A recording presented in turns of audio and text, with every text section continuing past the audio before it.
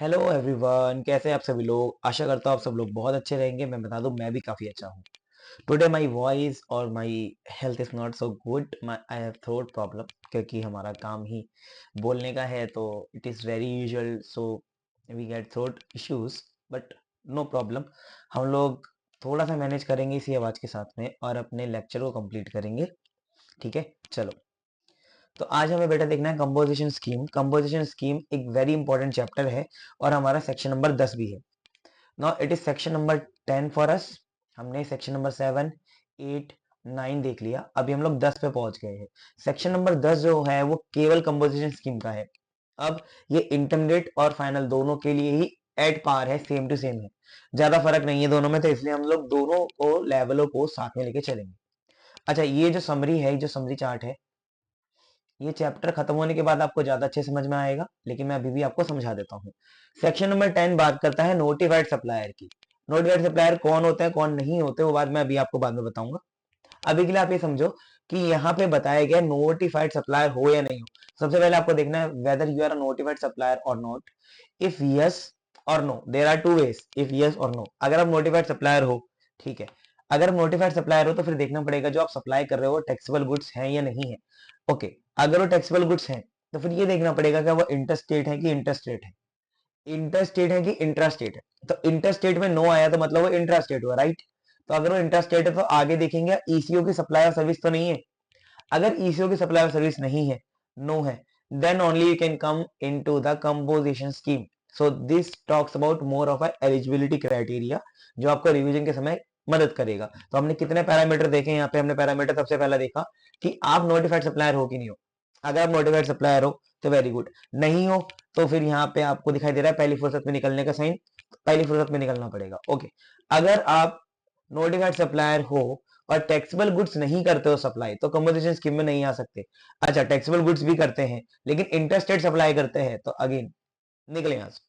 आगे, interstate supply भी नहीं करते लेकिन ईसीओ के द्वारा सप्लाई करते हैं। ईसीओ हमने 9.5 में पढ़ा था, आपको याद हो तो। हमने सेक्शन नंबर 9 के 3 हिस्से करे थे, 9.3, 9.4, 9.5। तो 9.3, 9.4, 9.5 में से 9.5 जो था उसके अंदर मैंने ईसीओ आपको समझाया था आरसीएम वाले चैप्टर में। वो लास्ट ही सेशन था हमारा, अगर आपने उसको नहीं देखा है तो आपको पहले उसे देखना चाहिए, उसके बाद सेक्शन नंबर 10 पे कूदना चाहिए। अच्छा, अगर आप वो हो जो ईसीओ होते हैं और सप्लायर सर्विस कर रहे हो, तो अगेन यस जवाब होते ही निकल यहाँ से। अब एक बात आपको ये याद रखनी है कि पहले क्वेश्चन का जवाब अगर यस है तो ये लड़ियां यहाँ पे लगना स्टार्ट होंगी, अगर नो है तो आप सीधा सीधा सेक्शन नंबर 10 टू ए में चले जाएंगे। This whole section is 10-1। एक नया सेक्शन और ऐड हुआ 10 two A. It is along a whole a separate scheme, पूरी ही अलग स्कीम है। कंपोजिशन स्कीम के अंदर भी दो स्कीम्स हैं, एक नॉर्मल और एक स्पेशल। स्पेशल 10 टू ए है। 10 टू ए वाला ये जो हमारा चार्ट है, ये आप रिवाइज जब कर पाएंगे जब हम लोग पूरा तरीके से चीजों को कवर कर लेंगे। तो इसलिए ये जो चार्ट है इसकी मदद आप जब ले, जब हम लोग सारी चीजें पढ़ लें, उसके पहले नहीं। ठीक है, यहाँ पे मैंने बताया नोटिफाइड सप्लायर कौन होते हैं। 3 नोटिफाइड सप्लायर बताए हैं। ट्रेडर, मैन्युफैक्चर या रेस्टोरेंट सर्विसेज अगर आप दे रहे हैं तो आप नोटिफाइड सप्लायर हैं। इसके अलावा कुछ भी है तो फिर आपको बेटा यहाँ पे जाना पड़ेगा। एक बात और याद रखना, अगर आप 10-1 की कोई भी कंडीशन अगर आप फुलफिल नहीं करते, then also you have option to go to section number 10 two A. तो मोटी मोटी बात ये है कि 10-1 के अंदर एक स्कीम है कंपोजिशन की, जो ये बोलते हैं कि मेरे पास बहुत सारी कंडीशन है, अगर आप उसको पूरी करते हो तो ठीक है, वरना 10 टू ए में जा सकते हो, उसकी अपनी कंडीशन है वो फुलफिल करनी पड़ेगी फिर। लेकिन एक ऑप्शन आपके पास हमेशा रहने वाला है। अब हम लोग प्रोविजन डिटेल में समझ लेते हैं कि क्या है। अब देखो, नाउ स्टैंडिंग एनीथिंग का मतलब होता है कि अभी तक आपने जो भी पढ़ा उसे हो गया बाहर की बट्टी में, हमें उससे कोई मतलब नहीं। जो भी अभी तक पढ़ा, मेरी हिंदी बहुत वीक है यार, जो भी पढ़ा वो गया भाड़ में। ठीक है, मैं पूरा तो लिख ही नहीं पाऊंगा हिंदी में इसको, लेकिन चलो, जो भी हमने अभी तक पढ़ा वो गया भाड़ में। इट मीन्स जो भी आपने अभी तक सीखा समझा, जो भी प्रोविजन है उसको थोड़े मिनट के लिए भूल जाओ। Notwithstanding anything to the contrary content in this act, but subject to the provision 93, 94, 93 और 94 को मद्देनजर रखो, बाकी सब भूल जाओ। जैसे सेक्शन नंबर 8, सेक्शन नंबर 7, इनको भूल जाओ, और भी जो आपने सेक्शन पढ़े वो सब भूल जाओ। अभी 93, 94 को साथ में दिमाग में रखते हुए क्या बताया हुआ है, registered person whose aggregate turnover in the preceding financial year does not exceed 50 lakh is eligible to apply for the compensation scheme in current year. बात ये बोली गई है, अगर आप एक ट्रेडर हो, नोटिफाइड पर्सन हो। बेसिकली नोटिफाइड पर्सन के अंदर कौन कौन आता है बेटा, अभी आपको बताया मैंने। नोटिफाइड पर्सन के अंदर आते हैं हमारे ये 3 जने, ट्रेडर, मैन्युफैक्चरर और रेस्टोरेंट। तो अगर आप इन तीनों में से एक हो, 2 मिनट के लिए मान लेते हैं कि नोटिफाइड पर्सन आप हो, नोटिफाइड पर्सन होने के बाद भी आपको रजिस्टर्ड पर्सन होना जरूरी है। सर रजिस्टर्ड पर्सन मतलब जो जीएसटी में रजिस्टर्ड हो, और आपका एग्रीगेट टर्नओवर जो है वो पिछले वाले साल में प्रीसीडिंग फाइनेंशियल ईयर में 50 लाख से ज्यादा नहीं होना चाहिए। एग्रीगेट टर्नओवर 50 लाख से ज्यादा नहीं होना चाहिए। निकालते कैसे हैं अभी बताऊंगा। अभी के लिए लिमिट याद रखो कि प्रीवियस ईयर में प्रीसीडिंग फाइनेंशियल ईयर में आपका टर्नओवर अगर 50 लाख रुपए है, ठीक है, उससे एक्सीड नहीं हुआ है, तो आप करंट ईयर में बेटा कंपोजिशन स्कीम के लिए अप्लाई कर सकते हो। तो हमें एक बात समझ में आएगी, composition scheme application is based upon the turnover, aggregate turnover of the previous year और the preceding year, the year which is immediately preceding the year in which we are applying. तो हम लोग जिस साल अप्लाई कर रहे हैं उससे पहले वाले साल का टर्नओवर देखेंगे, वो 50 लाख से ज्यादा नहीं होना चाहिए। ठीक है, आगे लिखा हुआ है कि गवर्नमेंट इस 50 लाख की लिमिट को बढ़ा सकती है, और बेटा ये लिमिट ऑलरेडी बढ़ा चुके हैं वो लोग। ठीक है, मैंने लेकिन इसको सेपरेटली इसलिए दिया ताकि आपको पता चले कि ये बढ़ाई गई है। इनिशियली 50 लाख थी, फिर इसको बढ़ाया गया। Government via notification increase the turnover limit of 50 lakh up to maximum 1.5 crore. तो 1.5 करोड़ ही कर दिया उन्होंने, जितना उन्होंने मैक्सिमम बोला था उतना वो कर सकते हैं, तो उन्होंने किया। ठीक है जी, इफेक्टिव फ्रॉम 1 अप्रैल 2019, मतलब इन्होंने रेट्रो से लगाया। रेट्रो मतलब पिछले समय से लगा दिया कि लिमिट जो है वो कितनी रहेगी, हमारी लिमिट रहेगी 1.5 करोड़। नोटिफिकेशन नंबर 1419 में बताया गया कि बेटा 1 अप्रैल 2019 से लिमिट जो है हमारी 1.5 करोड़ रुपए हो गई है। वैसे 50 लाख रुपए के साथ इनिशियली आए थे, लेकिन 1.5 करोड़ इसको अब कर दिया गया है। ओके सर, यहाँ तक समझ में हमें आ गया। ये बात आपको याद रखनी है। अदर पॉइंट भी कुछ है। The composition scheme must be adopted by all registered person link to the same PAN. हमने ये चीज पढ़ी हुई है, पर्सन की डेफिनेशन में भी पढ़ाई थी मैंने, आपको शेड्यूल 1 करा था जब भी पढ़ाई थी, कि आप सेम पेन पे मल्टीपल जीएसटी रजिस्ट्रेशन ले सकते हैं। ये आपको ऑलरेडी पता है।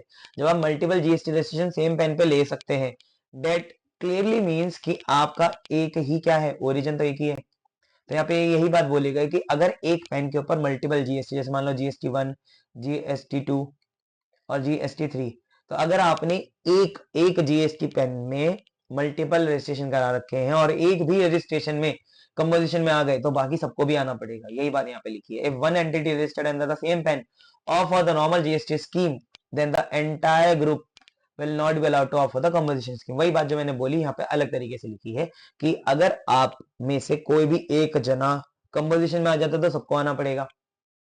अगर एक भी जना कंपोजिशन से बाहर है तो सबको बाहर आना पड़ेगा। सिंपल बात ये है।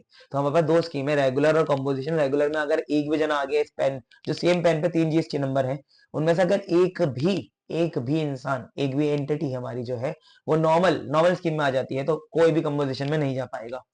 मतलब जो भी करना है आपको कलेक्टिव करना है, इंडिविजुअल आप कुछ नहीं कर सकते। सर समझ में हमें यहाँ पे आ गया। अब आगे बढ़ जाते हैं। एक सेकेंड, आई होप आपको स्क्रीन क्लियरली विजिबल हो। एक सेकेंड मुझे दीजिए, थोड़ा सा इसे एडजस्ट कर लेते हैं। Now fine, now better. Okay, चलिए जी, आगे क्या लिखा है दूसरा पॉइंट। दूसरा पॉइंट भी मैं पढ़ा दूं आपको थोड़ा सा जूम इन करके, और ताकि आपको साफ दिखाई दे। ठीक है जी, दूसरा point, any taxable person opting for the composition scheme can not collect tax from the recipient on supply made by him. अभी आप सोच रहे होगे कंपोजिशन स्कीम में आने का फायदा क्या है। कंपोजिशन स्कीम में आने का फायदा हम लोग वैसे तो आगे देखेंगे, बट आपको अभी बता दूं कि हमें लेस टैक्स कलेक्शन करना पड़ेगा, एंड रिटर्न फाइलिंग में भी हमें रियायतें मिलेंगी। तो बहुत सारे फायदे अभी आप पढ़ेंगे भी। अभी के लिए आप ये समझ लीजिए कि एक कंपोजिशन स्कीम वाला जो बंदा है वो टैक्स कलेक्ट नहीं कर सकता एक नॉर्मल इंसान से। तो इसका मतलब ये है कि वो इनवॉइस भी इशू नहीं कर सकता, मतलब टैक्स इनवॉइस इशू नहीं कर सकता। अब टैक्स इनवॉइस के क्या पैरामीटर होते हैं, उसमें क्या क्या चीजें आती हैं, कैसे बनाई जाती है, कब नहीं बनाई जाती है, these all things will be covered in a separate chapter named as tax invoice. तो टैक्स इनवॉइस वाले चैप्टर में मैं कवर करूंगा। वो टैक्स इनवॉइस की जगह क्या इशू करेगा, बस आपको ये बात याद रखनी है, bills of supply. Bill of supply भी हमारा टैक्स इनवॉइस वाले चैप्टर में डिटेल में बताया गया कि बिल ऑफ सप्लाई क्या होता है। अभी के लिए आपको ये बात याद रखनी है कि कंपोजिशन स्कीम वाला बंदा टैक्स इनवॉइस इशू नहीं करेगा, अपना बिल ऑफ सप्लाई इशू करेगा, क्योंकि वो टैक्स कलेक्ट कर ही नहीं सकता। एक कंपोजिशन स्कीम वाला बंदा जीएसटी कलेक्शन नहीं कर सकता, जीएसटी कलेक्शन नहीं कर सकता। ठीक है जी, सर समझ में आ गया हमको, जीएसटी कलेक्शन वो नहीं कर सकता। Okay, a taxable person who ops, मतलब पब्लिक से कलेक्ट नहीं कर सकता हो। जब वो बिल बनाएगा तो कोई भी टैक्स के ऊपर लिख के चार्ज नहीं कर सकता। A person who opts for composition scheme is not entitled to claim ITC. आपने दो नुकसान देखे, पहला वो टैक्स कलेक्ट नहीं कर सकता, दूसरा वो आईटीसी क्लेम नहीं कर सकता। फायदा आने वाले समय में बताता हूँ, नुकसान दो हो गए। आईटीसी क्लेम नहीं कर सकते और टैक्स कलेक्ट नहीं कर सकते पब्लिक से। क्या सर देना भी नहीं पड़ेगा? टैक्स तो देना पड़ेगा, पब्लिक से नहीं ले सकते, बस ये बात है। चलिए, तो आपको आईटीसी भी मना कर दिया और टैक्स कलेक्शन भी मना कर दिया, ठीक है। If a taxable person page tax under composition scheme even though they were not eligible for the scheme, a penalty will be imposed. मतलब अगर आप कंपोजिशन स्कीम में आ गए और आप एलिजिबल ही नहीं थे, जैसे हमने ऊपर समरी चार्ट में देखा, अगर इनमें से किसी में भी आपने धांधलेबाजी करी तो आपके ऊपर पेनल्टी लगेगी बेटा। अच्छा, एक्सेप्शन फॉर सर्टेन स्टेट। अब एक्सेप्शन किस चीज की है? टर्नओवर लिमिट की, एटीओ की। एग्रीगेट टर्नओवर की लिमिट्स भी जो है वो उसके साथ में भी कुछ एक्सेप्शंस आती हैं। एक्सेप्शंस का मतलब उनके ऊपर ये लिमिट अप्लाई नहीं होती, उनके ऊपर अलग लिमिट अप्लाई होगी जो कि है 75 लाख रुपए। तो 1.5 करोड़ की बजाय 75 लाख रुपए की लिमिट अप्लाई होगी अगर आप इस स्टेट में से किसी एक में आते हैं। नाउ व्हाट आर दो स्टेट्स? वो स्टेट्स हमारे पास में देखो, मेघालय, मिजोरम, नागालैंड, सिक्किम, त्रिपुरा, उत्तराखंड। इसको आप याद कर सकते हैं, सुनामी इन मेघालय, कोड मैंने आपको दे दिया। अगर आप इन स्टेट्स में से आते हैं तो आपके पास 1.5 करोड़ की लिमिट नहीं लगेगी, आपके पास 75 लाख रुपए की लिमिट लगेगी। आपको याद रखना है। अब एग्रीगेट टर्नओवर कैसे निकाला जाता है? तो बेटा aggregate turnover is the value of summation of 4 things. पहला, taxable supply, exempt supply, exports and inter state supply. तो इन चारों को अगर आप जोड़ दोगे तो एटीओ बनेगा। तो एटीओ में ये सारी चीजें होती हैं add, these things are added and these things are excluded।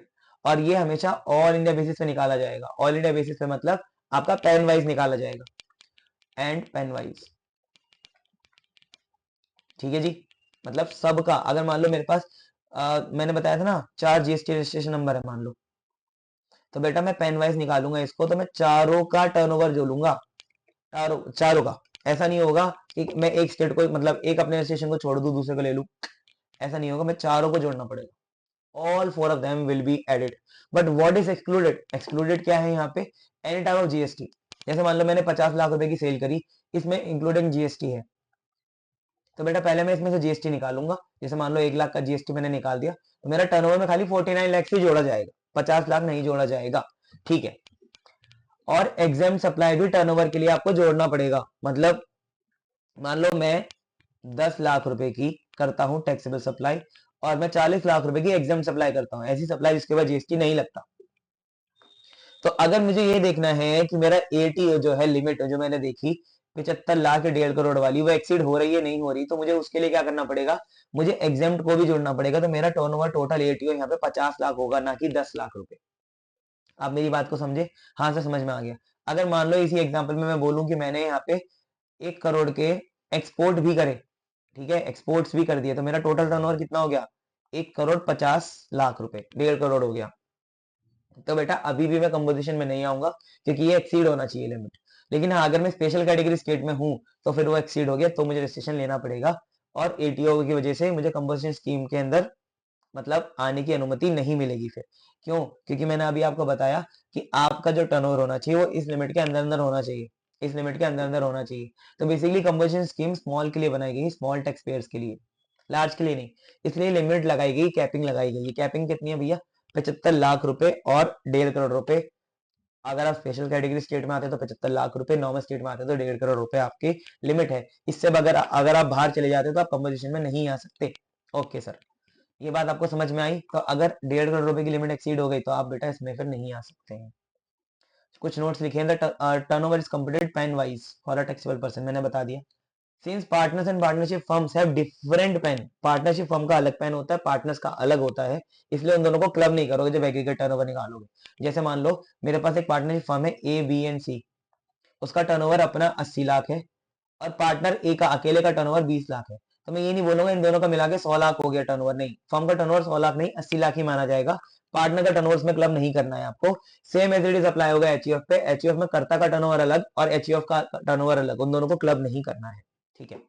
ये भी बात लिखी है, when goods are supplied after the completion of job work. Job work मैंने आपको समझाया था कि आपने किसी और पे गुड्स लिए, उसको प्रोसेस किया जैसे मोची करता है और वापस कर दिया, इसको जॉब वर्क बोलते हैं।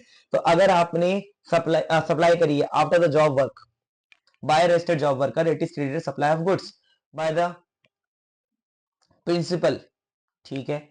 Value of such goods will be included in the aggregate turnover of a principal and excluded from the job works aggregate turnover. तो मतलब इसकी वैल्यू आपको, इसकी वैल्यू बेटा आपको जोड़नी है किसके टर्नओवर में? इसकी वैल्यू आपको टर्नओवर में जोड़नी है प्रिंसिपल के, बट एक्सक्लूड करनी है किसके टर्नओवर से? जॉब वर्कर के। आई होप आपको मेरी बात समझ में आई हो कि जॉब वर्कर के टर्नओवर से ये चीज हो जाएगी एक्सक्लूड। ठीक है, तो जब भी हम एटीओ निकालेंगे किसका, जॉब वर्कर का, तो बेटा उसके अंदर जो उसने जॉब वर्क करके सप्लाई कर दिया उसको नहीं जोड़ा जाएगा। ठीक है, for computing aggregate turnover it includes the value of supply made by a person from 1st April of a financial year up to the date when person becomes liable for GST registration. तो बेटा आपको aggregate turnover निकालने के लिए date कौन सी लेनी है, 1 अप्रैल, और जब से वो लायबल होता है जीएसटी रजिस्ट्रेशन के लिए, तो जीएसटी रजिस्ट्रेशन की भी बेटा लिमिट है, रजिस्ट्रेशन वाले चैप्टर में पढ़ाऊंगा। अभी के लिए समझ लो, जैसे मान लो 20 लाख रुपए है, तो मैं 1 अप्रैल से जोड़ना शुरू करूंगा टर्नओवर, वहां तक जोड़ूंगा जब तक वो लायबल नहीं होगा रजिस्ट्रेशन के लिए। Okay sir. The value of export and interstate supply is considered only when calculating the aggregate turnover of the preceding financial year। ये बात आपको ध्यान रखनी है, ऊपर मैंने हैशटैग भी लगाया है कि एक्सपोर्ट और इंटरस्टेट की सप्लाई की वैल्यू आप जब भी कंसिडर करेंगे जो वो पिछले साल की होगी, करंट ईयर की नहीं लेनी है। क्या लिखा हुआ है देखो मैं बताता हूँ। This is important for determining whether a person is eligible for compensation scheme in current year और नॉट। तो it is based upon the previous year only. अगर आपने प्रीवियस ईयर में टर्नओवर एक्सीड कर दिया then you are not eligible in current year. ये बात आप समझ लो। जैसे मान लो मैं कंपोजिशन स्कीम में हूँ, मेरा पिछले साल का टर्नओवर केवल 20 लाख रुपए था, मैं कंपोजिशन स्कीम में आ गया, इस साल मैंने 100 लाख कर दिया, तो बेटा मैं अगले साल कंपोजिशन स्कीम में नहीं आऊंगा, इस साल तो मैं कंपोजिशन स्कीम में ही रहूंगा, क्योंकि composition scheme is awarded on the basis of the last year ATO, not the current year ATO. Okay sir. Once listed person opts for compensation scheme in the current financial year, they cannot make interstate supply and export during that year। ये बात को समझनी है कि एक बार आप composition में आ गए तो आप इंटरस्टेट सप्लाई नहीं कर सकते। ये बात मैंने आपको ऊपर चार्ट में भी समझाई थी, यहाँ पे मैंने आपको बोला था निकल यहाँ से, उसमें भी मैंने बताया था अगर आप इंटरस्टेट सप्लाई करते हो तो ही बेटा फिर आपको तुरंत निकलना पड़ेगा जैसे इंटरस्टेट सप्लाई करते हो, और एक्सपोर्ट भी एक इंटरस्टेट सप्लाई है, तो दैट मीन्स मेक सेंस कि आप ना एक्सपोर्ट कर सकते हो और ना ही इंटरस्टेट सप्लाई कर सकते हो if you want to be in composition scheme parameters. Okay sir. आगे एलिजिबिलिटी क्राइटेरिया वैसे तो हमें पता ही ऊपर समरी चार्ट से, लेकिन हम लोग अलग से भी पढ़ लेते हैं ताकि पेपर में लिखने का हमको मौका मिल सके। Conditions and restriction for composition levy, rule number 5 chapter number 2 CGST rules 2017 सेक्शन 10(2). ठीक है, must not engage in the supply of services. अगर आप कंपोजिशन डीलर बनना चाहते हैं तो आप सप्लाई और सर्विस नहीं कर सकते बेटा। ये 10(1) की लिमिट्स है, 10(1) की रिस्ट्रिक्शंस है कि मतलब अगर आपको मैंने बताई थी दो स्कीम है कंपोजिशन में भी, एक 10(1) वाली, एक 10(2)A वाली। अगर आप सप्लाई ऑफ सर्विसेज करते हैं तो आप 10(1) की स्कीम में हिस्सा नहीं ले सकते। लेकिन ये बात ध्यान रखनी है कि यहाँ पे थोड़ी सी चीज अलाउड है, थोड़ी सी कितनी, यहाँ पे मैंने लिख के भी दिया होगा आपको, मैं दिखा देता हूँ आपको मैंने कितना लिखा है। Except those allowed in the scheme, तो अलाउड कितना है। पहली बात तो आप सर्विस की सप्लाई नहीं कर सकते कंपोजिशन स्कीम में, लेकिन थोड़ा बहुत आपको अलाउड है। मैं दिखा देता हूँ आपको, मैंने वो कहाँ लिख के दिया है, ये रहा। जो मैंने ऊपर पॉइंट लिखे हैं ना यहाँ पे, इनको मैंने डिटेल में भी नीचे कवर किया है। ये वाला जो मैंने पॉइंट लिखे हैं ये यहाँ पे एलिजिबिलिटी क्राइटेरिया वाले, इनको डिटेल में मैंने कवर किया नीचे। मैंने आपको कई बार पहले भी बोला है these notes are gem for you, आपकी प्रिपरेशन ऐसे बूस्ट करेंगे। तो आपको बेटा ये कंसीडर करने चाहिए, आपको एक फिजिकल कॉपी की होनी चाहिए आपके पास, सो दैट जो मैं मार्किंग कराऊं, जो मैं पढ़ाऊं वो आपके दिमाग में बुद्धि में घुसे और आप उसकी सेल्फ नोट्स भी बनाए थोड़े बहुत। That is why I am basically requesting all of you to buy these notes. अब जस्ट जल्दी हम लोग फिजिकल कॉपी भी इसकी इशू करने वाले हैं, बस वो समय ज्यादा दूर नहीं है, बस एक वीक की बात और है। एक वीक में हम लोग इसकी फिजिकल कॉपी भी इंटरमीडिएट स्टूडेंट्स के लिए पब्लिश कर देंगे, वो आपके घर आ जाएगी। ठीक है, तो आपको दिक्कत उसमें फिर नहीं होगी ज्यादा। लेकिन नोट्स होना बेटा बहुत जरूरी है, बिना नोट्स के पढ़ाई तो मुझे नहीं लगता कि आपको बेनिफिट इतना देगी। तो पॉइंट नंबर ए में मैंने आपको बताया कि आप सप्लाई ऑफ सर्विस नहीं कर सकते, बट कुछ लिमिट अलाउड है। वो लिमिट क्या है, यहाँ पे लिखा हुआ है 10% ऑफ टर्नओवर तक कर सकते हो, या तो 5 लाख रुपए, विच एवर इज हायर। तो बेसिक सी बात यह, अगर मान लो मैं गुड्स की सप्लाई कर रहा हूँ, ठीक है, तो मैं एक्सक्लूसिव गुड्स की सप्लाई नहीं कर सकता कभी भी, क्योंकि भाई एज अ कंपोजिशन डीलर मेरे पास भी तो प्रॉब्लम हो सकती है ना कुछ। जैसे जैसे मैं आपको समझाता हूँ, मान लो मैं कंपोजिशन डीलर बन गया, मैंने गुड्स की सप्लाई करना स्टार्ट किया, मैंने बेचना स्टार्ट किया पेन, ये पेन में बेच रहा हूँ। ठीक है, अब दिक्कत क्या है, जब मैं पेन बेच रहा था ये गुड्स है उसकी कैटेगरी में आ गया, कंपोजिशन में बढ़िया हो गया मेरा हिसाब किताब, लेकिन एक कस्टमर ने मेरे को बोला कि आप इसकी डिलीवरी भी कर दो। अब now delivery of goods is SOS. Now the thing is that कि अगर मैं एसओएस करता हूँ, सप्लाई ऑफ सर्विसेज करता हूँ, then I will be kicked out of the composition scheme earlier. ऐसी तो प्रोविजन है कि भैया आप सप्लाई ऑफ सर्विस नहीं कर सकते। तो इसलिए सरकार ने बोला कि यार हाँ थोड़ी बहुत तो जरूरत पड़ सकती है, तो अगर आपका टर्नओवर का 10% तक आप सप्लाई ऑफ सर्विस करते हो तो कोई बात नहीं है, तो वो अलाउड है।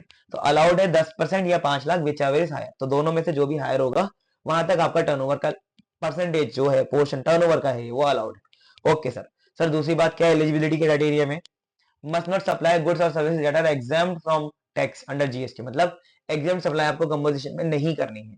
अच्छा, must not engage in interstate supply, ये भी मैंने आपको बता दिया, लेकिन यहाँ पे ये बात याद रखनी है आउटवर्ड, बेटा इनवर्ड में आप हो सकते हो, आउटवर्ड में नहीं होना है।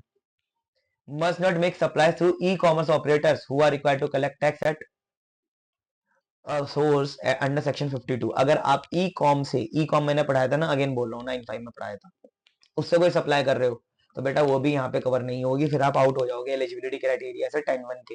अच्छा, इस पॉइंट के बारे में मैं आपको समझा भी देता हूँ थोड़ा सा। पॉइंट नंबर डी जो है हमारा, पॉइंट नंबर डी क्या है, tax payer under the composition scheme can not sell goods और services via e commerce platform like Amazon, Flipkart और अदर्स। तो आप ई कॉमर्स तरीके से बेच ही नहीं सकते अपना सामान, ठीक है। कब कब, जब जिस ई कॉम की आप बात कर रहे हो सेक्शन नंबर 52 में इसका जरूरी है कि वो टैक्स कलेक्ट करे, टीसीएस कलेक्ट करे। अब कब कब कलेक्ट करना होता है, कब कब नहीं करना होता है, बेटा ये सेक्शन नंबर 95 में लिखा हुआ है, टीसीएस कब करना है कब नहीं करना, क्या बातें हैं, मैंने पूरा electronic commerce operator last class में आपको समझाया था। फटाफट जाके उस क्लास देखो, जब भी आपको ये पॉइंट समझ में आएगा, अन्यथा ये पॉइंट समझ नहीं आएगा आपको।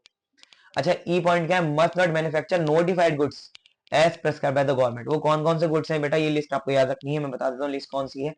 आइसक्रीम आप नहीं प्रोड्यूस कर सकते, मैन्युफैक्चर अगर आप आइसक्रीम के हो तो कंपनसेशन स्कीम में नहीं आ सकते। रीजन बीइंग दैट कि आइसक्रीम वाले बहुत पैसा कमाते हैं, 1.5 करोड़ रुपए का टर्नओवर उनका वैसे भी एक्सीड हो ही जाएगा, तो इस लिमिट में आके करेंगे भी क्या, अगर आ भी जाते तो धांधली करेंगे, इसलिए उनको भारी रख दिया गया। Ice cream and other edible ice, ice cream हो या कुछ भी नाम से जाना जाता, चाहे इसमें कोको हो चाहे ना हो। टैरिफ हेडिंग भी याद रख सकते हो चाहो तो। Pan masala, aerated water, tobacco and tobacco substitutes, fly ash brick, fly ash aggregate, fly ash blocks, bricks of fossil meals और similar siliceous earths, building bricks, earthen और roofing tiles। तो बेटा ये सारी लिस्ट आपको याद रखनी है, अगर आप इनमें से कुछ भी बनाते हैं तो बेटा फिर आप बाहर है कंपोजिशन स्कीम से। ये हमारा हो गया सेक्शन नंबर 10(2)E। पेपर में पूछा भी जाता है बहुत बार आपसे, इंटर वाले बच्चों के लिए तो स्ट्रेट फॉरवर्ड इंपॉर्टेंट है, फाइनल वाले बच्चों के लिए केस स्टडी में पूछा जा सकता है। तो आप ये बात याद रखना कि हमारे लिए तो बेटा बात ऐसी है कि कंपोजिशन स्कीम दोनों के लिए सेम टू सेम है ना बेटा, तो दोनों के लिए composition scheme same to same है, इंटर के लिए भी और फाइनल के लिए भी। ओके सर, यहाँ तक हमें बात समझ में आ गई। 10(2)E भी हमने खत्म कर लिया। तो बेटा जो हम सेक्शन पढ़ रहे हैं ना, ये अभी ये 10(2) है, मैं बता चुका हूँ आपको, जिसमें हम एलिजिबिलिटी क्राइटेरिया पढ़ रहे हैं ना 10(2) है। फॉर व्हाट, 10(1), 10(1) का एलिजिबिलिटी क्राइटेरिया है 10(2) में जो दिया हुआ है। अच्छा आगे आ जाते हैं, आगे आगे हमारे पास ई पॉइंट कवर हो गया। अब एफ पे आ जाते हैं, must not be a casual taxable person और a non resident taxable person, NRTP या सीटीपी नहीं होना चाहिए आपको। तो बेटा ये लोग कौन होते हैं, जिनका fixed place of establishment India में नहीं है, थोड़े समय के लिए आते हैं फिर बाहर चले जाते हैं। जैसे मान लो मैं बाहर यूएसए से आया महाकुंभ में कोई सामान बेचने, कुंभ खत्म होते मैं चले जाऊंगा, that means I am a casual taxable person और non resident taxable person. Just an example दे रहा हूं मैं आपको, इसकी मीनिंग मैं आपको रजिस्ट्रेशन वाले चैप्टर में ज्यादा अच्छे से समझाऊंगा। अभी के लिए इतना ही समझ लो, टेम्परेरी बेसिस पे, मतलब बेसिस पे बिजनेस करते हैं तो बेटा इनको कंपोजिशन देके क्या करेंगे, वैसे आप टेम्परेरी कर रहे हो। ओके, कंपोजिशन डीलर को ये मेंशन करना पड़ेगा, composition taxable person not eligible to collect tax on supply at the top of bill of supply. मतलब जैसे मान लो उसने बिल बनाया, ये बिल ऑफ सप्लाई तो बनाना ही पड़ेगा, बिल बनाया उसके ऊपर वो लिखेगा कि कंपोजिशन टैक्सेबल पर्सन हूँ और जीएसटी कलेक्ट करने के लिए लायबल नहीं हूँ, ठीक है। इसके बाद he shall mention the words composition taxable person on every notice or signboard displayed at the permanent place at the principal place of business and at every additional place of business or businesses। Basic सी बात ये है, अगर आप composition dealer हो तो GST number के साथ में ये भी लिखोगे कि कंपोजिशन डीलर हो आप। The goods held in stock by him have not been purchased from an unregistered supplier and where purchased he pays the tax under reverse charge। ये बात आपको याद रखनी है कि आपको जो सामान खरीदना है इनपुट का जो सामान खरीदोगे, स्टॉक जो खरीदोगे आप, वो अनलिस्टेड सप्लायर से नहीं खरीदोगे। अगर अनलिस्टेड सप्लायर से खरीदा बेटा तो फिर आपको उसके ऊपर आरसीएम देना पड़ेगा, 9(4) से आप बचोगे नहीं, ये बात ध्यान रखना। और मैंने आपको पहले भी बताया कि जो ये सेक्शन बता रहा है वो सारी बातें आपको बोल रहा है कि भूल जाओ, लेकिन बस आपको दो बातें नहीं भूलनी, कौन कौन सी बेटा, 9(3) और 9(4) की बातें नहीं भूलनी, ठीक है। 9(3) 9(4) की बातें आपको भूलनी ही नहीं, वो बात आपको याद रखनी है। अच्छा, इसके बाद हमने यहाँ पे कवर कर ली सारी चीजें, आगे बढ़ते हैं। और ओके, हमने ये भी कवर कर लिया, गुड्स भी कवर कर लिए, आगे आ जाते हैं। ये भी कर लिया कवर, अभी लिस्ट पे थे ना, लिस्ट पे देख लेते हैं। The goods held in stock, ये भी हो गया, कवर हो गया, मतलब सारी चीजें कवर हो गई। एक हमारे पास एडवांस रूलिंग है यहाँ पे, केस रेफरेंस है, ये वेरी वेरी इंपॉर्टेंट है फॉर फाइनल वाले बच्चे।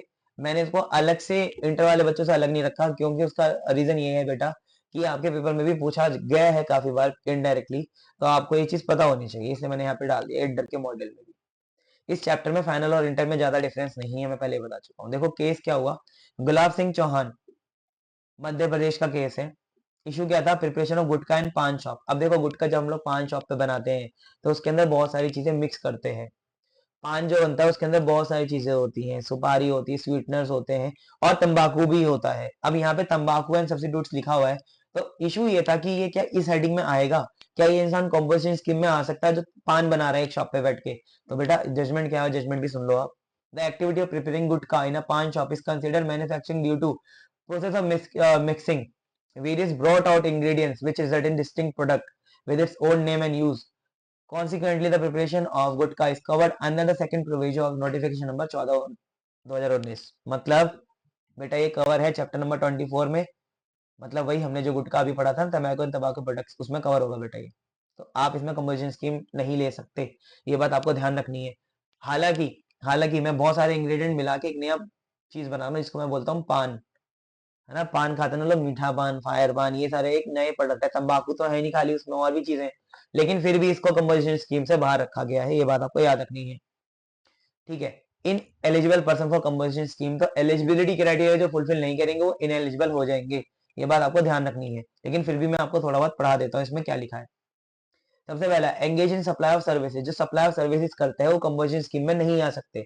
लेकिन आपको एक बात याद रखनी है, इसके अंदर कुछ बातें हैं एक्स्ट्रा जो आपको समझनी है, जैसे textile person supplying services except restaurant and outdoor catering. तो ये दो सर्विस आप कर सकते हो, क्योंकि ऊपर ही बोला गया कि बेटा रेस्टोरेंट वाले तो इसमें कवर है, और रेस्टोरेंट में दोनों सर्विस रहते हैं, रेस्टोरेंट सर्विस भी और आउटडोर केटरिंग भी। तो अगर आप ये दोनों सर्विस करते हो तो कोई बात नहीं, इसके अलावा कोई और सर्विस नहीं कर सकते, ठीक है। मतलब इन दोनों को अलाउड किया गया है, इसके अलावा कोई और सर्विस कंपोजिशन स्कीम में अलाउड नहीं है। लेकिन वही वाली बात है कि 10% ऑफ देयर टर्नओवर और 5 लाख विच एवर हायर तक अलाउड है।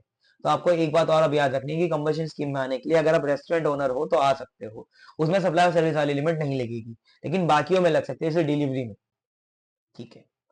ये बात और याद रखनी है, this exclude services listed in clause B of paragraph 6 of schedule number 2।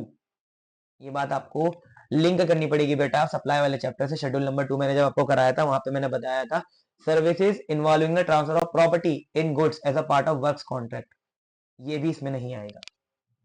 इसकी जानकारी के लिए वही वाला लेक्चर देखना पड़ेगा जिसमें शेड्यूल नंबर 2 हमने कवर किया था। अच्छा, engage in making supply of goods not liable to tax, मतलब एग्जेम्प्ट। अगर आप एग्जेम्प्ट सप्लाई ऑफ गुड्स या सर्विसेज करते हो तो बेटा आप कंपटीशन में नहीं आ सकते। इंटरस्टेट सप्लाई करते हो तो भी नहीं आ सकते।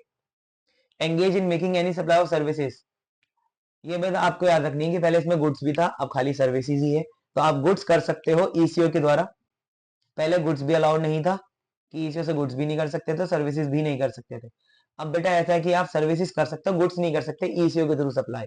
तो यहाँ पे क्या लिखा हुआ है, a taxable person can not supply services through e commerce operator that is required to collect tax under section number 52, but goods कर सकते हो। कब से हुआ है, 1/10/2023 से हुआ है। तो नई नई बात है, पेपर में पूछी जा रही है लगातार, आगे भी पूछी जाएगी।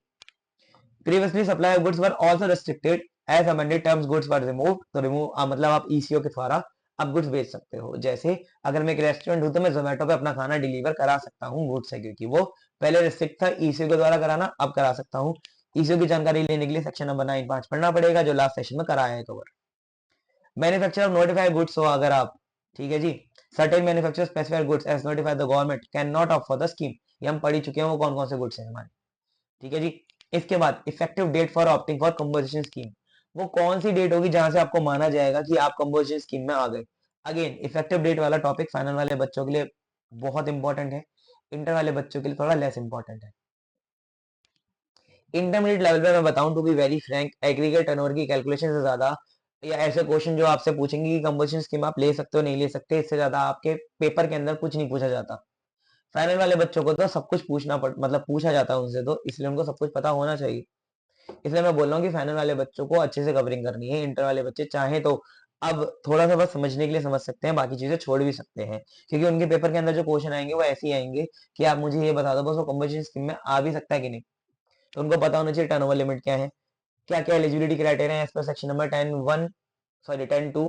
10(2) में एलिजिबिलिटी क्राइटेरिया बहुत सारे हैं, वो पता होने चाहिए। लेकिन इफेक्टिव डेट क्या है, कब से माना जाएगा कि वो कंपोजिशन स्कीम में आए या नहीं आए, वो डेट भी पता होनी चाहिए, एमसीक्यू में पूछी जा सकती है इंटर में। बट फाइनल में तो ये पूछी जाएगी, इसलिए इंपॉर्टेंट है, आपको पता होना चाहिए। देखो, पर्सन रजिस्टर्ड प्री जीएसटी, या तो आप पहले से जीएसटी से पहले से रजिस्टर्ड हो, मतलब वैट में आपका रजिस्ट्रेशन था। अगर वैट में रजिस्ट्रेशन आपका था और अब आप कंपोजिशन स्कीम में आना चाहते हैं, अच्छा अभी रेलिवेंट तो नहीं लग रहा होगा आपको कि भैया ये आप कैसे होगा, अब तो सब लोग जीएसटी में ट्रांसफर हो गए, लेकिन पेपर में तो पूछा जा सकता है ना। तो आपको पता होना चाहिए, जो लोग पहले से जीएसटी से पहले से रजिस्टर्ड थे, उनका क्या होगा, उनको एक इंटीमेशन फाइल करनी पड़ेगी सीएमपी 01 में, अपॉइंटमेंट डेट से पहले। सर अपॉइंटमेंट डेट आपको याद रखनी, मैंने आपको बताया था ना 1 जुलाई 2017, तो 1 जुलाई 2017 से बेटा आपको पहले फाइल करना पड़ेगा, क्योंकि प्रोविजन पहले की है तो पहले के लोगों के लिए ही है, अभी रेलिवेंट नहीं है, लेकिन आपको पता होना चाहिए। भाई लोग ट्रांसफर कब हुए, लोग ट्रांसफर हुआ अपॉइंटमेंट डेट को। लोग वैट वाली स्कीम में जो रजिस्टर्ड थे वो ऑटोमेटिक ट्रांसफर कर दिए गए, रजिस्ट्रेशन उनका हो गया जीएसटी में, हो गया ऑटोमेटिक ही हो गया। अगर उन्होंने वहां से रजिस्ट्रेशन कैंसिल नहीं कराया तो ऑटोमेटिक ट्रांसफर हो गया। अब जो ऑटोमेटिक ट्रांसफर हो गया, अगर उनको कंपोजिशन में आना है तो उनको ये पूरा का पूरा फॉलो करना पड़ेगा। ठीक है, सीएमपी 01 फाइल करेंगे। सीएमपी 01 फाइल कब करेंगे बेटा, सीएमपी 01 वो फाइल करेंगे कितने, 30 दिन पहले, प्रायर करेंगे, सॉरी अपॉइंटमेंट डेट से पहले करेंगे, बट 30 दिन के बाद नहीं करेंगे। मतलब मैं अभी आपको समझाता हूँ, एक सेकंड मुझे दीजिए। कहने का अर्थ ये है कि अपॉइंटमेंट डेट से तो पहले कर दो, लेकिन अपॉइंटमेंट डेट के 30 दिन के अंदर अंदर कर दो, उसके बाद नहीं होना चाहिए। अभी की बात करें तो अगर आप वैट में थे और कंपोजिशन में आना चाहते थे, तो अब वो डेट गई, अब नहीं कर सकते आप अप्लाई। अब आपको नॉर्मल अलग तरीके से प्रोविजन फॉलो करनी पड़ेगी, प्री जीएसटी वाली अभी लगेगी भी नहीं, है ना। और ये वाली बात सारी वही है कि टैक्स कलेक्ट नहीं करेंगे, सारी चीजें करेंगे, वही सारी चीजें बिल ऑफ सप्लाई इशू करेंगे।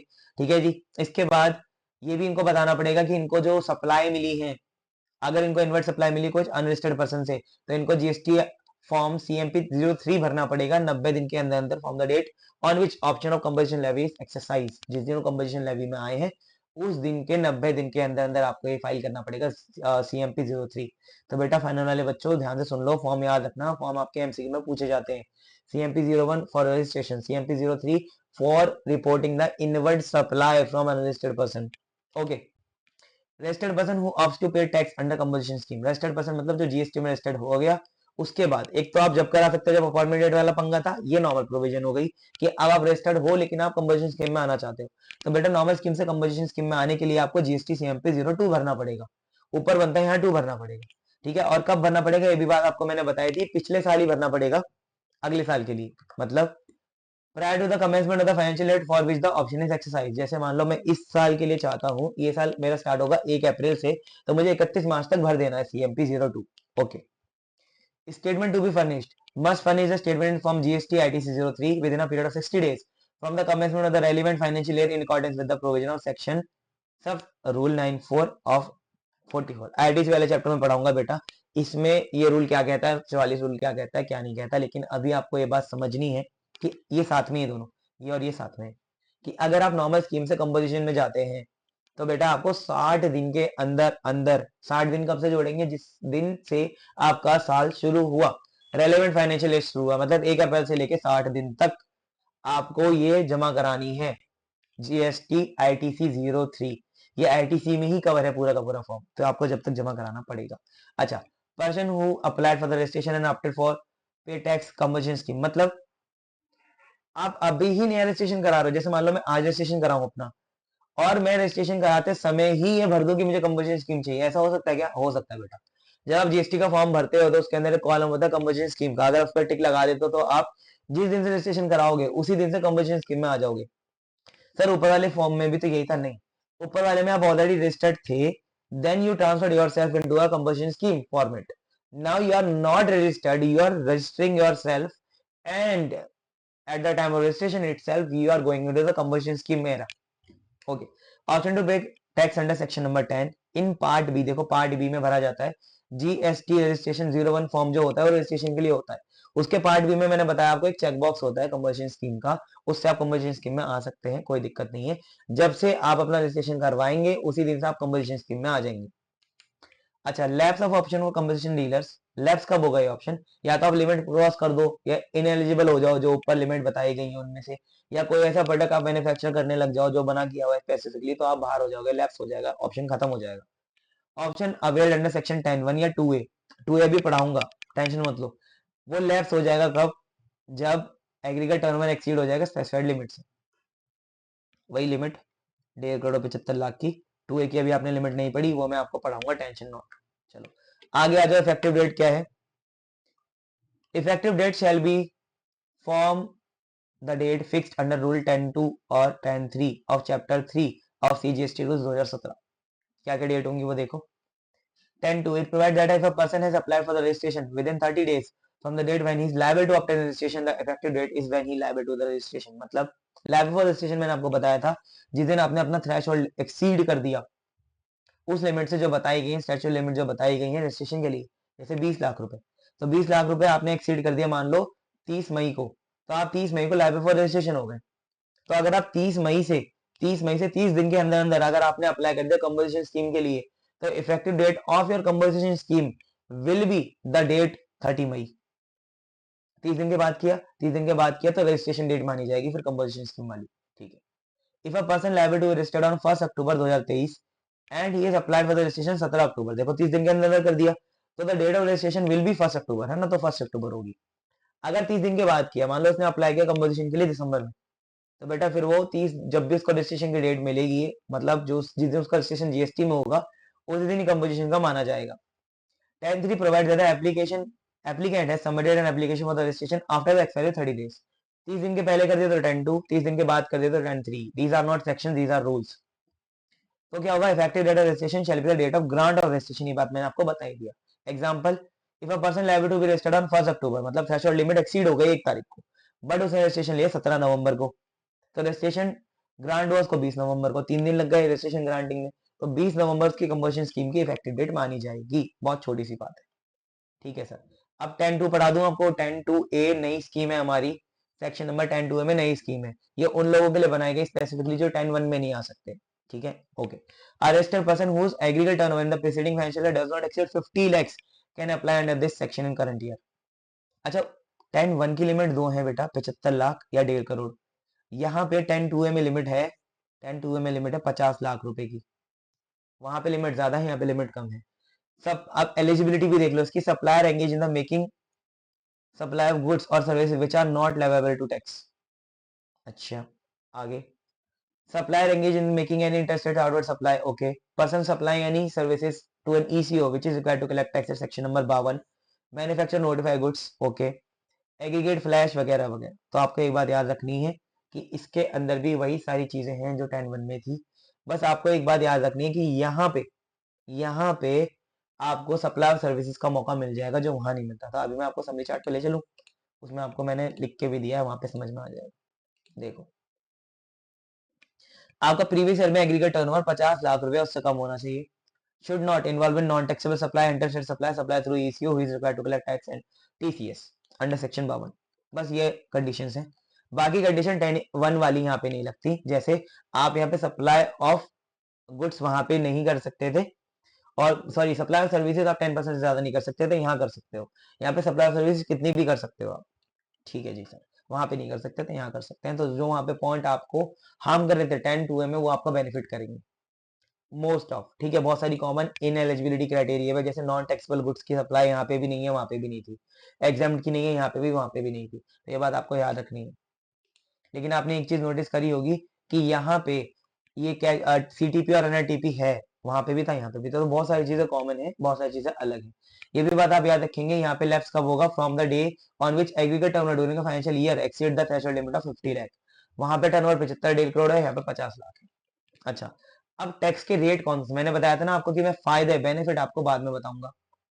अभी तक तो हम एलिजिबिलिटी और डिसएडवांटेज पढ़ रहे थे, अब मैं आपको फायदे बताने जा रहा हूँ। फायदा क्या है, देखो, मैन्युफैक्चरर है, नोटिफाइड गुड्स के अलावा होने चाहिए, बता दिया। मैन्युफैक्चरर, ट्रेडर और रेस्टोरेंट सर्विसेज वाले यहाँ पे कवर है 3 जने। तो बेटा ये भी बात याद रखनी है आपको। हाँ, ये भी बात मैं आपको बता दूं, ये तो बात बताना मैं आपको भूल ही गया, फिर आप कंफ्यूज हो। कि बेटा एक बात याद रखना कि नोटिफाइड सप्लायर अगर आप हो तो 10(1) में आ सकते हो। अगर आप नोटिफाइड सप्लायर नहीं हो तो बेटा आपको 10(2)A में जाना पड़ेगा। जैसे मान लो मैं मैन्युफैक्चरर भी नहीं हूँ और मैं ट्रेडर भी नहीं हूँ, मैं रेस्टोरेंट सर्विस भी नहीं देता, तो बेटा फिर मुझे 10(2)A में जाना पड़ेगा कंपोजिशन स्कीम में आने के लिए। 10(1) में मैं जब भी जा सकता हूँ जब मैं इन तीनों में से किसी एक में हूँ। अगर मैं इन तीनों में से किसी एक में नहीं हूँ तो मुझे 10(2)A में जाना पड़ेगा। फिर ये बात आपको ध्यान रखनी है। ओके सर, याद रहे ये बात हमको। बहुत अच्छे तरीके से। अगर आप मैन्युफैक्चरर हैं तो आपको 1% देना पड़ेगा टैक्स। कितना? 1%। ये आप कलेक्ट नहीं कर सकते, आपको सरकार को पे करना पड़ेगा। लेकिन सर ये क्या बात हुई? लेकिन देखो ये बात आप समझो, कंपोजिशन का फायदा ये है कि नॉर्मल स्कीम में आप क्या करते हो, यू फर्स्ट कलेक्ट टैक्स। जैसे मान लो 18% आपने कलेक्ट किया, उसमें से आईटीसी माइनस करते हो 12%। तो बेसिकली वहां पे भी आप 6% पे कर ही रहे हो वैल्यूएशन पे, है ना? भाई वैल्यूएशन पे तो पे करना ही पड़ता है जीएसटी। ऐसा तो है नहीं पूरा का पूरा आईटीसी आपको मिल जाएगा, पूरा नहीं मिलता। क्योंकि आपने जो प्रोसेस किया माल वैल्यू एडिस में जो किया उससे वैल्यू बढ़ी उसकी। आपने जो इनपुट में पैसा दिया उसको तो आपको इनपुट टैक्स क्रेडिट मिल जाएगा, लेकिन आपको वो वैल्यूएडिशन वाले पैसे के ऊपर जीएसटी देना पड़ेगा। डेट कम्स कि आप कुछ तो पैसा पे करते हो एज एन जीएसटी। यहाँ पे इसलिए बोला कि आप 6% नॉर्मली पे करते हैं, इसको छोड़ो आप 1% पे करो, बस आईटीसी मत लेना। तो कोई बात नहीं, आईटीसी नहीं लेंगे। आईटीसी लेंगे भी तो 6% दे रहे थे, नहीं लेंगे ITC. Manufacturer who are not involve in the production of notified goods such as ice cream वगैरह वगैरह, उनको 1% देना पड़ेगा। 0.5% CGST, 0.5% SGST. Supplier making supplier refer to in clause B of paragraph 6 of schedule 2। Restaurant service की बात करी गई है। रेस्टोरेंट सर्विस अगर आप करते हो तो 5% देना पड़ेगा, 2.5% करके। ठीक है, आगे। Any other supply eligible for compensation levy, मतलब any supplier of goods or services who is eligible for the compensation scheme under section 10(1) but is not a manufacturer or notified goods or providing restaurant service, मतलब trader. समझ गए? हाँ sir, trader trader trader बेटा, manufacture नहीं हो, restaurant services नहीं दे रहे तो ट्रेडर हो। ट्रेडर को भी 1% ही रेट लगेगा। 1% को दो हिस्सों में बांट लेना, 0.5% सीजीएसटी, ओके, 0.5% एसजीएसटी। ठीक है, हाँ सर। अच्छा, supply of goods and services under 10(2)(a), 10(2)(a) में कोई भी हो भैया, इन तीनों में नहीं हो। अगर 10(2)(a) में आते हो तो 3% है, फिर 1.5% देना पड़ेगा। 1.5%, 1.5%, 1.5% सीजीएसटी, 1.5% एसजीएसटी। ये बात ध्यान रखना। Registered person opting for compensation scheme under 10(2)(a) will pay 3% of the turnover of the supply goods and services in state और union territory. This means that the effective tax rate is 6%, sorry 6% होगा। कितना होगा? 6% होगा यहाँ पे। यहाँ पे 6% होगा बेटा। आई एम रियली सॉरी, मेरे दिमाग से ये चीज स्लिप कैसे हो सकती है, बट कोई बात नहीं, 6% होगा बेटा, आपको ये रेट याद रखना है। ठीक है जी। हुआ ऐसा कि भाई बाकियों में हम लोग आधा आधा कर रहे थे तो मैंने इसमें भी कर दिया, ये गलती आप मत करना। तो इसको यहाँ पे आप 6% ही कर लो, नीचे लिख लेना, ये क्लास नोट्स लिख लेना, 6% आपको देना पड़ेगा। अच्छा, वैलिडिटी क्या होगा? देखो, सेक्शन सेटिस्फेक्शन अगर आपने करी है, यस या नो। सेक्शन सेटिस्फेक्शन मतलब भाई 10(1) या 10(2) में आप सेटिस्फाई करते हो ना? हाँ सर। अगर आप सेटिस्फेक्शन करते हो यस तो कोई बात नहीं, फिर तो ओके है। अगर आप नहीं करते तो बेटा ऑप्शन लैप्स हो जाएगा। टैक्स इनवॉइस इशू करना स्टार्ट कर देना, जीएसटी सीएमपी 4 फाइल कर लेना 7 दिन के अंदर अंदर जब से लैप्स होता है। अच्छा, वॉलंटरी विड्रॉ भी आप कर सकते हो। देखो, एक तो ये हो गया कि आपका थ्रेशोल्ड एक्सीड हो गया। एक्सीड हो गया तो बेटा फिर तो आप कंडीशन या फिर सेक्शन सेटिस्फाई नहीं करते ना। देखो, या तो आपका टर्नओवर 50 लाख से एक्सीड हो गया, या 75 लाख से एक्सीड हो गया, या 1.5 करोड़ से एक्सीड हो गया, तो बेटा फिर आप सेक्शन सेटिस्फाई नहीं करते। नहीं करते तो ऑप्शन लैप्स हो जाएगा उसी ही दिन, और आप टैक्स इनवॉइस इश्यू करने लग जाना, जीएसटी सीएमपी 4 फाइल कर देना बाहर निकलने के लिए। अच्छा, जीएसटी सीएमपी 4 बाहर निकलने का ये। अब यहाँ पे तो आपको जबरदस्ती निकलना पड़ेगा, आपकी मर्जी है ना, क्योंकि आप एक्सीड करके टर्नओवर। लेकिन अगर आप खुद निकलना चाहते हैं तो जीएसटी सीएमपी 4 कभी भी फाइल कर सकते हो, जब आपको लगता है सही, जब निकलना हो। प्रॉपर ऑफिसर भी आपका कंपनसेशन स्कीम का रजिस्ट्रेशन कैंसिल कर सकता है। प्रॉपर ऑफिसर सरकारी बंदा, अगर उसको लगता है कि आप फ्रॉड कर रहे हो, कंपनसेशन स्कीम में घपला है कुछ, तो वो आपको बाहर निकाल सकता है उस स्कीम से। Proper officer is of opinion assess is ineligible, he would issue SCN। SCN क्या होता है? Show cause notice. Show cause notice issue करेगा वो सीएमपी 08 में। अब आपको रिप्लाई करना पड़ेगा इसका 0.6 में, 0.6 नहीं 06 में। तो जीएसटी सीएमपी 8 इशू करेगा, वो आपको बोलेगा शो कॉज नोटिस, मतलब वो बोलेगा मुझे शक है कि आप कुछ गड़बड़ कर रहे हो, नहीं कर रहे हो तो मुझे बताओ, शो कॉज नोटिस का रिप्लाई करो। रिप्लाई आपको करना पड़ेगा 15 दिन के अंदर अंदर जीएसटी सीएमपी 6 में। 15 दिन कब से जोड़े जाएंगे? जब से आपको नोटिस मिला। फिर जब से आपने नोटिस दिया, वहां से वो जीएसटी सीएमपी 7 इशू करेगा। या तो आपकी बात को मान लेगा या तो नहीं मानेगा। नहीं मानेगा तो वो कैंसिल कर देगा आपका रजिस्ट्रेशन। मान लेगा तो कुछ नहीं करेगा, फिर जीएसटी सीएमपी 7 में आपको वो ऑर्डर में बता देगा कैंसिल हुआ है नहीं हुआ है। आप मेरी बात आशा करता हूँ समझ गए होगे। ठीक है, इसके बाद हमारे पास कुछ रिटर्न्स हैं एंड कुछ फॉर्म्स हैं जो कंबशन स्कीम वालों को जमा कराने पड़ते हैं। अब देखो, रिटर्न वाले चैप्टर में भी ये चीजें हैं, लेकिन मैं चाहता हूँ कंबशन स्कीम जो बच्चा रिवीजन करे वो होल करे, इसलिए मैंने नोट्स में सारी चीजें एक जगह डाली है कि इनको रिटर्न कब कब फाइल करनी पड़ती है। देखो, अगेन ये बेनिफिट है। एक नॉर्मल इंसान को बेनिफिट, एक नॉर्मल टैक्स पेयर को ये बेनिफिट नहीं मिलते। उसको रिटर्न की फ्रिक्वेंसी ज्यादा फाइल करनी पड़ती है, यहाँ पे कम है। पहली रिटर्न है जीएसटीआर 4, दूसरी 9A और सीएमपी 08। देखो क्वार्टर, एनुअल और क्वार्टर, मतलब मंथली कोई रिटर्न फाइल नहीं करनी है अगर आप कंपोजिशन डीलर हैं तो। नॉर्मली मंथली रिटर्न फाइल करनी पड़ती है। तो रिटर्न के नंबर याद रखना 4, 9A और 8, सीएमपी 8। 4 किसके लिए होता है? 4 होता है बेटा आउटवर्ड सप्लाई के लिए, मतलब आप जो सेल करोगे वो उसमें रिपोर्ट करोगे। क्वार्टरली जाएगी, डेट क्या रहता है? 28 of the month following the quarter. जब क्वार्टर खत्म होगा, जिस क्वार्टर की आप सेल रिपोर्ट कर रहे हो, जब वो खत्म होगा तो उसके अगले क्वार्टर की 28 तारीख तक आपको रिटर्न जमा करनी है। ठीक है। एनुअल वाली 31 दिसंबर तक करनी है फॉलोइंग फाइनेंशियल ईयर। जैसे इस साल की है तो अगले साल के 31 दिसंबर तक मैं कर सकता हूँ। इसमें समरी होगी टर्नओवर और टैक्स पेड पूरे साल का। ठीक है। सीएमपी 08 क्या होगा? आपको 18वीं तारीख को करना पड़ेगा फॉलोइंग क्वार्टर की। ऊपर 28 था, नीचे 18 है, तो कब होगा? Tax liability and tax paid under composition scheme, तो टैक्स पेड यहाँ पे आएगा, यहाँ पे सेल्स आएंगी। ठीक है। ये तो हो गई रिटर्न। अब फॉर्म एक जगह मैंने आपके लिए लिख के दे दिए हैं। फॉर्म मैंने आपको बता भी दिया था ऊपर कौन कौन से होता है, वही मैंने एक जगह आपको लिख के दे भी दिया कि फॉर्म अगर आपको रिवाइज 1 मिनट में करना हो तो कैसे करोगे। तो सबसे पहले सीएमपी 1 आता है, जिसमें वो बंदे आते हैं जिनका ऑलरेडी रजिस्ट्रेशन था, अब वो कंपोजिशन में आना चाहते हैं। तो प्री जीएसटी का रजिस्ट्रेशन था, वो कंपोजिशन में आना चाहते हैं, जीएसटी सीएमपी 1 भरेंगे। ऐसे लोग जो अब नॉर्मल स्कीम से कंपोजिशन में आना चाहते हैं, जीएसटी सीएमपी 2 भरेंगे। और अगर आपको अनलिस्टेड पर्सन से आपने कोई भी इनपुट खरीदा, उसे आपको बताना है तो जीएसटी सीएमपी 3 भरेंगे आप। विड्रॉल करना है तो जीएसटी सीएमपी 4 भरेंगे आप। शो कॉज नोटिस 5 में आएगा, उसका रिप्लाई आप 6 में करेंगे। इशू ऑर्डर होगा 7 में, और जो टैक्स पेमेंट करेंगे वो जीएसटी सीएमपी 8 में करेंगे। ये रही जो क्वार्टरली रिटर्न आप भरेंगे।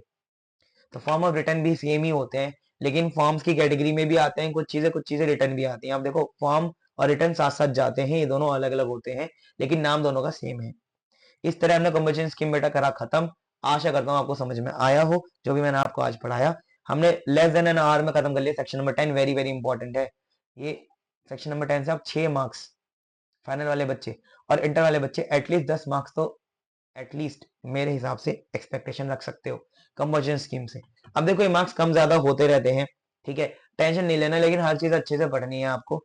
और ये नोट्स आपको अगर बाय करने हैं तो नीचे मैं लिंक डाल दूंगा, इसका आप बाय कर सकते हैं। ठीक है। और फिजिकल कॉपी की भी टेंशन मत लीजिए, फिजिकल कॉपी भी हम लोग बहुत जल्दी इशू करने वाले हैं, जो आपके घर पे डिलीवर हो जाएंगी। चलिए आज के लिए इतना ही, सायोनारा। हम लोग मिलेंगे अगली क्लास में। मेरी आवाज के लिए मैं माफी चाहूंगा क्योंकि मेरी आवाज आज थोड़ी ठीक नहीं है। I am not well, I am little bit ill because I have throat infection, but कोई बात नहीं, हमारा जो कर्म है वो तो हमें करना ही पड़ेगा। चलिए बाय बाय, सायोनारा। हम लोग अगली क्लास में मिलेंगे। Good luck, bye.